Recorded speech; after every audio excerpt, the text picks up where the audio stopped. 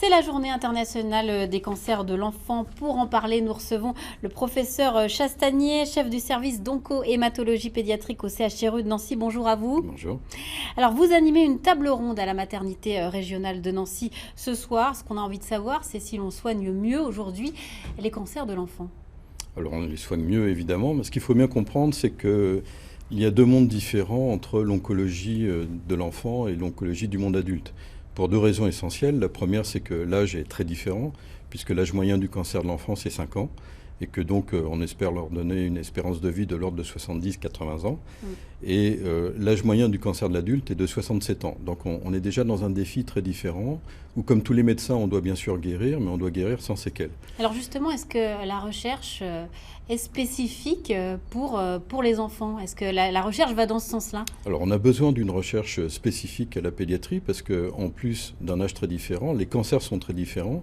80% des cancers de l'adulte n'existent pas chez l'enfant et un tiers des cancers de l'enfant n'existent pas chez l'adulte. Donc on a besoin d'une recherche tout à fait spécifique à la pédiatrie et on a besoin de fonds aussi dédiés à la pédiatrie. Tous les progrès qui sont faits en oncologie adulte ne sont pas forcément, ne peuvent pas être translatés dans la médecine pédiatrique. Alors, pour continuer sur le thème de la recherche, il y a des essais précoces qui sont menés actuellement. Alors, est-ce que ça porte ses fruits? Sur quel cancer est-ce que ça marche particulièrement bien? Alors, les plus grands progrès actuels sont vis-à-vis de l'immunothérapie et de ce qu'on appelle les thérapies ciblées ou médecine personnalisée, ce qui est un terme malheureusement un peu impropre, où on essaie de mieux comprendre pourquoi un cancer est arrivé, de décrypter au niveau du génome de la tumeur quelles sont les anomalies qui pourraient correspondre à des nouveaux traitements. Donc on a une filière de soins qui est interrégionale et qui permet de faire venir les enfants dans des centres de recours pour avoir ces thérapeutiques innovantes. Alors, cette table ronde dont je parlais tout à l'heure, elle est organisée par l'AREMIG, l'Association pour la recherche et les études dans les maladies infantiles graves, qui fait un travail formidable avec les familles. Elle vient de réaliser un clip dans le service. Ensemble avec nos héros, on regarde tout de suite un extrait. Le plus important pour nous est de pouvoir rêver.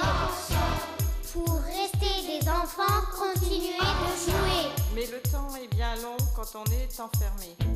Aidons-les tous ensemble à pouvoir s'évader. Chassons enfin nos peurs pour retrouver le bonheur. Donnez-nous le courage de braver les orages. Face à la maladie, soyons tous réunis. Ensemble, un jour, nous relèverons tous les défis.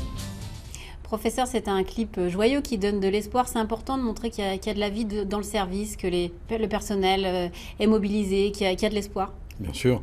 C'est pour ça on fait appel à ce qu'on appelle des intervenants extérieurs. On a les clowns, on a des profs de gym, on a des profs de musique, on a des éducatrices.